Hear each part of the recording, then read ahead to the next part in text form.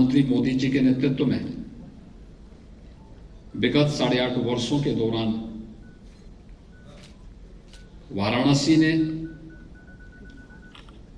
उत्तर प्रदेश ने और देश ने इंफ्रास्ट्रक्चर डेवलपमेंट के लिए जो एक नई ऊंचाइयां प्राप्त की हैं वह सबके सामने है।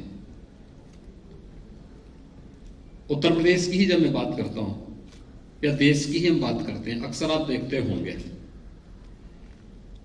उत्तर प्रदेश में एक ब्रिज बना था आज से लगभग 30 वर्ष पहले सरयू नदी में। उस पे हर वर्ष रिपेयरिंग का कार्य करना पड़ता है। ऐसे आप पटना में जाएंगे आपको ही देखने को मिलेगा, उसका एक लेन तो हमेशा रिपेयर में रहता है। एक ये दिखाता कि प्लानिंग का अभाव, अगर उस समय टेक्नोलॉजी का उपयोग करते हुए कोई पीएम गतिशक्ति प्लेटफॉर्म मौजूद होता तो संभवतः ब्रिज का निर्माण कहां पे होना है और उसके कारण कार्य की क्वालिटी के साथ साथ कार्य की समयबद्धता को, टाइम बाउंड कार्य हो सके, उन सभी की जिससे आज प्लेटफॉर्म बहुत उपयोगी साबित हो रहा है।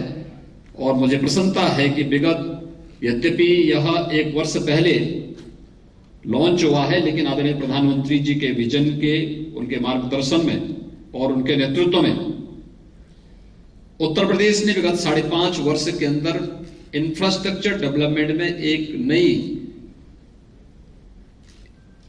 नया स्थान प्राप्त किया है। आज उत्तर प्रदेश में अगर हम सड़क परिवहन की दृष्टि से देखेंगे तो हम लोग वर्तमान में प्रदेश के अंदर केंद्र और राज्य सरकार दोनों की मदद से लगभग 12 से 13 एक्सप्रेस हाईवे के निर्माण कार्यक्रम को तेजी के साथ आगे बढ़ा रहे हैं। Inter state connectivity Uttar Pradesh की, वे नेपाल से हो, बिहार, झारखंड, छत्तीसगढ़, मध्य प्रदेश, राजस्थान, हरियाणा, उत्तराखंड, इन सबको 4 लेन की कनेक्टिविटी के साथ हम लोगों ने इस कनेक्टिविटी को दिया है। रोड कनेक्टिविटी को 4 लेन के साथ जोड़ा है।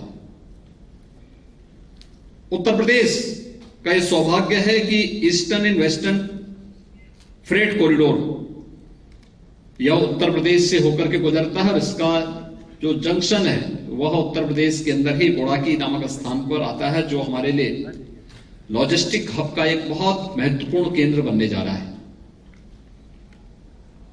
एयर कनेक्टिविटी में उत्तर प्रदेश ने एक नई ऊंचाइयां प्राप्त की हैं। मैं भी 1 सप्ताह पहले बलिया में था। उत्तर प्रदेश का एकदम उत्तर पूर्व कोना पड़ता है, तो मैं वहां उस जनपद में था। एक्सपोर्ट प्रमोशन की ओर से मुझे इस बात के लिए अनुरोध किया गया था कि मैं एक फ्लैग ऑफ करूं, वहां से कुछ सब्जियां यहां से एक्सपोर्ट होनी है। प्रधानमंत्री मोदी जी के नेतृत्व में विगत 8.5 वर्षों के दौरान वाराणसी ने, उत्तर प्रदेश ने और देश ने इंफ्रास्ट्रक्चर डेवलपमेंट के लिए जो एक नई ऊंचाइयां प्राप्त की हैं वह सबके सामने है। उत्तर प्रदेश की ही जब मैं बात करता हूं या देश की ही हम बात करते हैं, अक्सर आप देखते होंगे उत्तर प्रदेश में एक ब्रिज बना था आज से लगभग 30 वर्ष पहले सरयू नदी में। उस पे हर वर्ष रिपेयरिंग का कार्य करना पड़ता है। ऐसे आप पटना में जाएंगे आपको ही देखने को मिलेगा, उसका एक लेन तो हमेशा रिपेयर में रहता है। एक ये दिखाता कि प्लानिंग का अभाव, अगर उस समय टेक्नोलॉजी का उपयोग करते हुए कोई पीएम गतिशक्ति प्लेटफॉर्म मौजूद होता तो संभवतः ब्रिज का निर्माण कहां पे होना है और उसके कारण कार्य की क्वालिटी के साथ साथ कार्य की समयबद्धता को टाइम बाउंड कार्य हो सके, उन सभी की दृष्टि से आज ये प्लेटफॉर्म बहुत उपयोगी साबित हो रहा है। और मुझे प्रसन्नता है कि विगत यद्यपि यह 1 वर्ष पहले लॉन्च हुआ है, लेकिन आदरणीय प्रधानमंत्री जी के विजन के, उनके मार्गदर्शन में और उनके नेतृत्व में उत्तर प्रदेश ने विगत 5.5 वर्ष के अंदर इंफ्रास्ट्रक्चर डेवलपमेंट में एक नया स्थान प्राप्त किया है। आज उत्तर प्रदेश में अगर हम सड़क परिवहन की दृष्टि से देखेंगे तो हम लोग वर्तमान में प्रदेश के अंदर केंद्र और राज्य सरकार दोनों की मदद से लगभग 12 से 13 एक्सप्रेस हाईवे के निर्माण कार्यक्रम को तेजी के साथ आगे बढ़ा रहे हैं। Inter state connectivity Uttar Pradesh की, वे नेपाल से हो, बिहार, झारखंड, छत्तीसगढ़, मध्य प्रदेश, राजस्थान, हरियाणा, उत्तराखंड, इन सबको 4 लेन की कनेक्टिविटी के साथ हम लोगों ने इस कनेक्टिविटी को दिया है। रोड कनेक्टिविटी को 4 लेन के साथ जोड़ा है।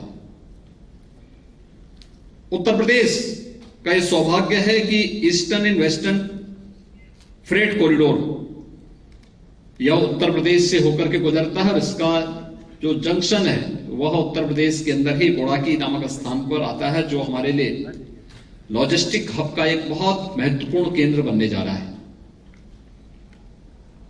एयर कनेक्टिविटी में उत्तर प्रदेश ने एक नई ऊंचाइयां प्राप्त की हैं। मैं भी 1 सप्ताह पहले बलिया में था। उत्तर प्रदेश का एकदम उत्तर पूर्व कोना पड़ता है, तो मैं वहां उस जनपद में था। एक्सपोर्ट प्रमोशन की ओर से मुझे इस बात के लिए अनुरोध किया गया था कि मैं एक फ्लैग ऑफ करूं, वहां से कुछ सब्जियां यहां से एक्सपोर्ट होनी है। 8 साढ़े 8 साल हो गए इस सरकार को। 8 साढ़े 8 साल में जिस प्रकार की चुनौतियों को सरकार ने समय समय पे देखा, समय समय पे जूझा, उसको हम सब ने देखा है, एक्सपीरियंस किया है।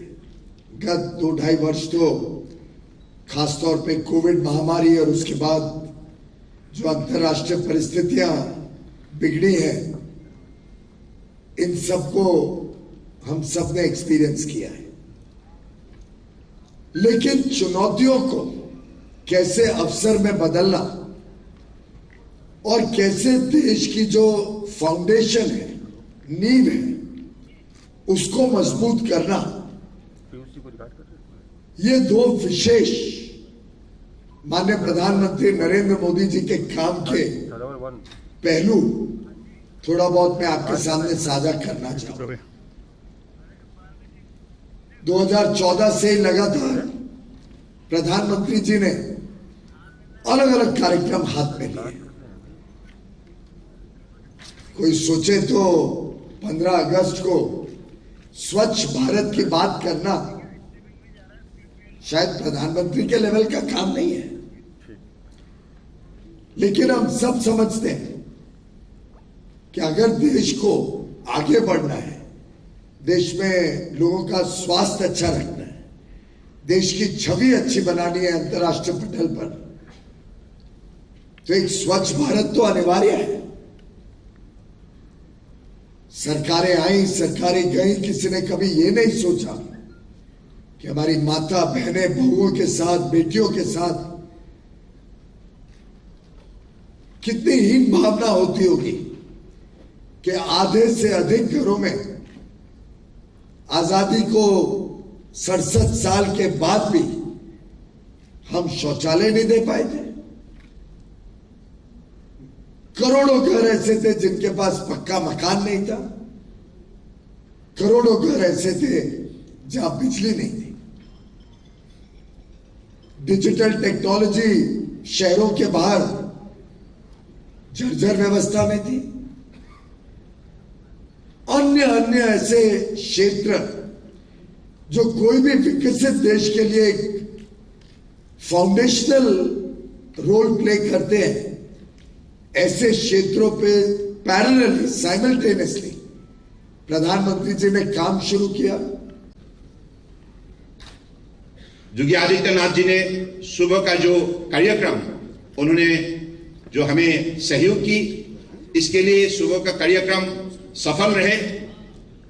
और आज ये कार्यक्रम विशेष रूप से जो टेक्निकल सेशन शुरू होंगे, इस टेक्निकल सेशन में आज हमारे बीच हमने आमंत्रण की है पीयूष गोयल साहब को, क्योंकि हमारे भारत सरकार की वरिष्ठ मंत्री भी है, अनुभवी है और हमारे राज्यसभा के नेता भी हैं।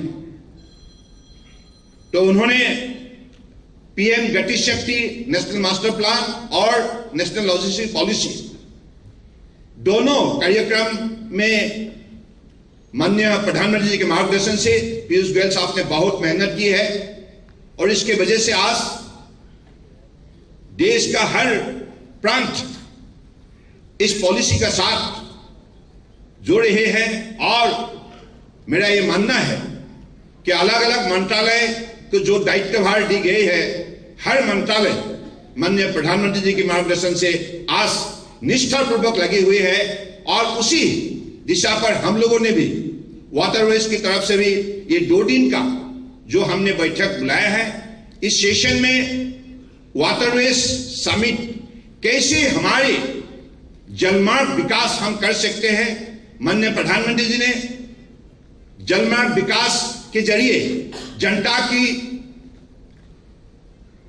जो क्षमता, जनता की शक्ति दोगुना बढ़ाने के लिए और उनके उपार्जन और उत्पादन शक्ति बढ़ाने के लिए, सशक्तिकरण के लिए जो हमें दिशा दी है, जो विजन दी है, उसी विजन को साकार करने में हमारा भी मंत्रालय लगे हुए हैं। और इसलिए national waterways 1 Ganga, national waterways 2 Brahmaputra, ऐसे ही देश के अंदर कुल मिला के 111 नेशनल वाटरवेज है।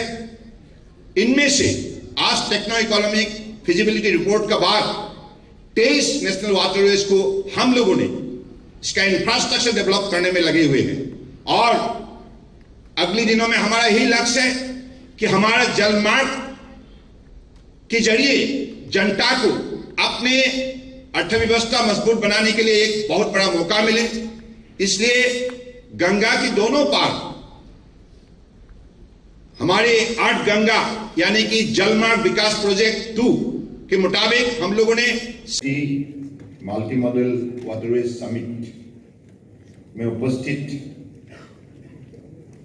हमारे उत्तर प्रदेश की परम आदरणीय लोकप्रिय मुख्यमंत्री योगी आदित्यनाथ जी, भारत सरकार के वरिष्ठ मंत्री रखा गया है। और आज हमारे परम आदरणीय उत्तर प्रदेश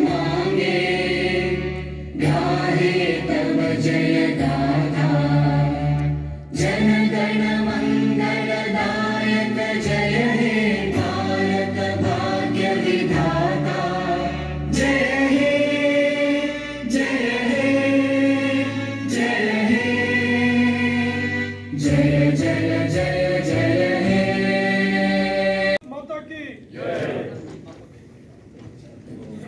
लोकसभा कंफर्म कर रहा है। Welcome to our esteemed guests, Shri Piyush Goyal, Honorable Minister for Textiles, Minister of Commerce and Industry. माननीय श्री योगी आदित्यनाथ जी,